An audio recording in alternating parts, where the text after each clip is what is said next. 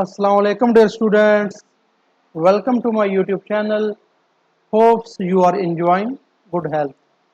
So today our lecture topic is Saudi Aramco work permit receiver old exam questions. So आइए lecture start करते हैं. So first MCQs हमारे पास है define best for lost time injury LTI. तो L T I हमारे पास क्या होती है?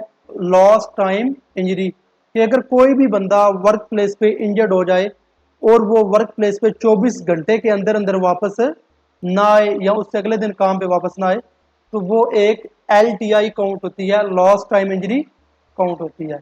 तो इसका आंसर है हमारे पास worker injured and 24 hour past. कि वर्कर इंजर्ड हो गया है, वो 24 आवर्स गुजर चुके हैं, वो वर्क प्लेस पे वापस नहीं आया. तो बी ऑप्शन करेक्ट है. फिर हमारे पास है what safe sloping angle is recommended for C type soil. तो जब भी हम एक्सकवेशन करवाते हैं तो सबसे पहले हमने सॉइल की टाइप देखनी होती है. सॉइल की मुख्तलिफ टाइप्स होती हैं, A type, B type, C type, stable rock, मुख्तलिफ टाइप्स होती हैं. तो जो सी टाइप सॉइल होती है उसके लिए हमने एक्सकवेशन जो है उसका जो स्लोपिंग एंगल है वो कितना होना चाहिए, सेफ स्लोपिंग एंगल, तो वो हमारे पास है 34 डिग्री. बी टाइप का अलग एंगल होता है और जो ए टाइप है उसका अलग एंगल होता है. तो सी टाइप का एंगल क्या है? 34 डिग्री. फिर हमारे पास है ladder is extended at least above the landing surface to which the ladder is used to gain access. Ladder को एक्सेस के लिए यूज़ किया जाता है, ऊपर नीचे आने के लिए. तो जो लैंडिंग सरफेस है जहाँ पे हमने ऊपर जाना है उसके साथ जब हमने लैडर लगानी है तो वो कितनी एक्सटेंडेड होनी चाहिए? इसका आंसर है 3 फीट. ये 3 फीट एक्सटेंडेड होनी चाहिए ताकि जब हम ऊपर चढ़ें तो लैडर स्टेबल रहे.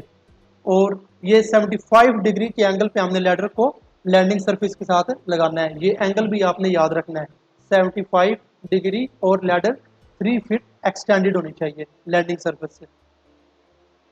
फिर हमारे पास है what is meaning of RCD. RCD से क्या बनता है? आरसीडी से बनता है रेजिडुअल करंट डिवाइस. फिर हमारे पास है maximum oxygen content must be 23.5%. तो जो ऑक्सीजन की लिमिट होती है वो होती है 19.5 टू 23.5%. तो मैक्सिमम कितनी होती है? 23.5. अगर 23.5% से ज़्यादा ऑक्सीजन होगी तो वहाँ पे आग लगने के चांसेस ज़्यादा होंगे. अगर ऑक्सीजन 19.5 से कम होगी तो इसका इफेक्ट हमारी बॉडी पे पड़ेगा क्योंकि हमारे लिए भी ऑक्सीजन बहुत ज़्यादा ज़रूरी है. अगर 19.5 से कम होगी हमारी बॉडी पे इफेक्ट पड़ेगा, उससे हमारा दम घुटेगा. तो मैक्सिमम ऑक्सीजन कितनी होती है? 23.5. इसका आंसर है ट्रू, इससे ज़्यादा नहीं होनी चाहिए. फिर हमारे पास है carbon dioxide type fire extinguisher shall be used inside enclosed confined space. तो carbon dioxide type fire extinguisher हमने कभी भी कन्फाइंड स्पेस के अंदर जो आग लगी हुई है उसको बुझाने के लिए कभी भी यूज़ नहीं करना क्योंकि जो कार्बन डाइऑक्साइड है ये जो गैस है इससे दम घुटता है, इससे सफोकेशन होती है. कन्फाइंड स्पेस में आगे ऑक्सीजन की कमी होती है, जब कार्बन डाइऑक्साइड फेंकेंगे आग बुझाने के लिए तो वहाँ पे सफोकेशन होगी, हमारा दम घुटेगा, तो उसका इफेक्ट हमारे ऊपर पड़ेगा.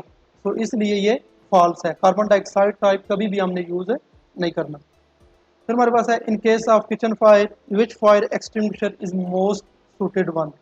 तो अगर किचन में वेजिटेबल ऑयल्स की वजह से आग लग गई है तो उसके लिए हमने कौन सा फायर एक्सटिंग्विशर यूज़ करना है? इसका आंसर है wait chemical. Wait chemical type हम फायर एक्सटिंग्विशर यूज़ करेंगे किचन फायर के लिए. फिर हमारे पास है wind speed can be checked with device. तो जो विंड स्पीड है वो किस डिवाइस के साथ चेक करते हैं? एनीमोमीटर के साथ. फिर हमारे पास है STEL of H2S. STEL stand for short term exposure limit of H2S. Means के शॉर्ट इंटरवल ऑफ टाइम के लिए जो H2S की लिमिट हमें अलो होती है वो कितनी है? तो वो हमारे पास है 15 ppm. शॉर्ट टाइम ये मोस्टली 15 मिनट्स के लिए लिमिट डिज़ाइन की जाती है. मीन्स के 15 मिनट्स के लिए 15 ppm अगर वहाँ पे होंगे वर्क प्लेस पे तो हम काम है कर सकते हैं शॉर्ट टाइम के लिए. फिर हमारे पास है what is meaning of GFCI. GFCI stand for ground fault circuit interrupter. फिर हमारे पास है what does LFL stand for. LFL stand for lower flammable limit. Means के the minimum amount of fuel which can burn, fuel की थोड़ी मिकदार जिसको आग लग जाती है उसे हम कहते हैं LFL, लोअर फ्लेमेबल लिमिट। फिर हमारे पास है residual left in tank can cause, कोई भी एसिड है, गैस है, तो उसके जो रेजिड्यू बच जाते हैं एंड पे टैंक में, उससे क्या हो सकता है, उससे फायर हैजर्ड हो सकता है, वहाँ पे आग लग सकती है। रिस्पायरेटरी हैजर्ड, इससे हमें सांस लेने में वहाँ पे दुश्वारी आ सकती है। एक्सप्लोजन हैजर्ड, वहाँ पे एक्सप्लोजन कोई धमाका हो सकता है उन रेजिड्यू की वजह से। तो इसका आंसर है ऑल ऑफ अबव।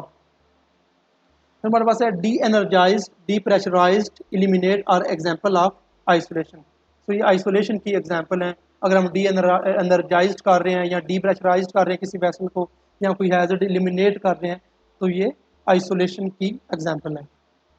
फिर हमारे पास है for welding work inside pipeline which permit is required, कोई पाइपलाइन है उसके अंदर जाके हमने वेल्डिंग करनी है, तो उसके लिए हम कौन सा परमिट लेंगे? सबसे पहले हम हार्ड वर्क परमिट लेंगे, क्योंकि वेल्डिंग करनी है, वेल्डिंग में टेम्परेचर होगा, इसलिए हम हार्ड वर्क परमिट लेंगे। फिर हम कन्फाइंड स्पेस एंट्री परमिट लेंगे, क्योंकि पाइपलाइन क्या है, कन्फाइंड स्पेस है। कन्फाइंड स्पेस कौन सी स्पेस होती है? जहाँ पे वेंटिलेशन का मसला हो, ऑक्सीजन की कमी हो, अंदर आने का और बाहर जाने का रास्ता तंग हो। तो पाइपलाइन क्या है? Confined space. तो इसका आंसर है both A and B, hard work permit भी लेंगे और कन्फाइंड स्पेस एंट्री परमिट भी लेंगे। फिर हमारे पास है इस joint site inspection always required before issuing work permit, कि जब भी परमिट को इशू करना है तो हमेशा हमने जॉइंट साइट इंस्पेक्शन करनी है या नहीं करनी? तो इसका आंसर है B, not if low risk.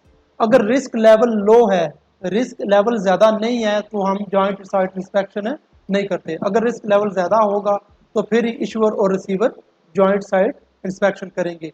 और अगर जॉइंट साइट इंस्पेक्शन नहीं की तो परमिट के ऊपर रीज़न लिख देंगे कि ये रीज़न है जिसकी वजह से हमने जॉइंट साइट इंस्पेक्शन नहीं की, हैजर्ड्स को आइडेंटिफाई करने के लिए। फिर हमारे पास है कैन रिसीवर स्टॉप वर्क, क्या रिसीवर काम स्टॉप करवा सकता है? जी बिल्कुल करवा सकता है। अगर जो परमिट के ऊपर सेफ्टी प्रिकॉशंस लिखी हुई हैं उसके मुताबिक काम नहीं हो रहा, जो भी काम हो रहा है सेफ्टी प्रोसीजर से हट के किया जा रहा है, अनसेफली काम किया जा रहा है, और वर्क प्लेस की कंडीशन चेंज हो गई है, मीन्स के जब परमिट इशू किया गया था उस वक्त कंडीशन कुछ और थी, जब काम हो रहा था उस वक्त कंडीशन चेंज हो गई है, तो फिर भी वो काम को स्टॉप करवा सकता है। फिर हमारे पास है can two job trades be covered on one permit, क्या एक परमिट पे हम दो किस्म के काम करवा सकते हैं? कभी भी नहीं करवा सकते। फॉर एग्जांपल एक हार्ड वर्क है, एक कोल्ड वर्क है, कोल्ड वर्क की अलग स्पेसिफिकेशन होगी, हार्ड वर्क की अलग स्पेसिफिकेशन होगी, या कन्फाइंड स्पेस की अलग स्पेसिफिकेशन होगी, सेफ्टी प्रिकॉशंस होगी। तो कभी भी एक परमिट पे हम दो काम नहीं करवा सकते, जिस चीज़ का परमिट होगा वो ही हम करवाएंगे। For example hard work permit है, हार्ड वर्क ही हम करवा सकते हैं। अगर कोल्ड वर्क परमिट है, हम कोल्ड वर्क ही करवा सकते हैं। फिर हमारे पास है can work permit receiver leave the job site before the job completed, क्या work permit receiver job site को लीव कर सकता है काम कंप्लीट होने से पहले? जी बिल्कुल कर सकता है, अगर वो अपने इश्यूअर को नोटिफाई कर दे और उसको रीज़न बताए कि मैं साइट को लीव कर रहा हूँ, तो इश्यूअर को नोटिफाई करना लाजमी होगा अगर उसने जॉब साइट को लीव करना है। फिर हमारे पास है a work permit will be close, जब हमारा काम कंप्लीट हो जाता है तो फिर हम परमिट को क्लोज करते हैं। तो वो परमिट किस तरह क्लोज होता है? Bath issuer and receiver signing the permit. तो जो इशूअर और रिसीवर होंगे दोनों परमिट के ऊपर साइन करेंगे और परमिट को क्लोज कर देंगे। फिर हमारे पास है gas test is required for, जो गैस टेस्टिंग हम करते हैं वो किन चीज़ों के लिए रिक्वायर्ड होती है? हॉट वर्क के लिए, कोल्ड वर्क के लिए, या कन्फाइंड स्पेस एंट्री के लिए? तो इसका आंसर है all types of work permit, चाहे हमने हॉट वर्क करवाना है, कोल्ड वर्क करवाना है, या कन्फाइंड स्पेस में काम करवाना है, गैस टेस्टिंग हमने लाजमी करवानी है, ताकि हमें ऑक्सीजन की कंसनट्रेशन का पता चल सके, carbon monoxide, hydrogen sulphide, ammonia, या जो दूसरी टॉक्सिक गैसेज होती हैं उनकी कंसनट्रेशन का हमें पता चल जाए और वहाँ पे हम सेफली काम कर सकें। तो यहाँ पे हमारा लेक्चर कंप्लीट हो गया है। किसी भी चीज़ की अगर आपको समझ नहीं आई, आप मुझसे कमेंट सेक्शन में पूछ सकते हैं। So kindly dear students, subscribe my YouTube channel and press the bell icon ताकि आने वाली हर वीडियो आप तक पहुंचती रहे। Thank you.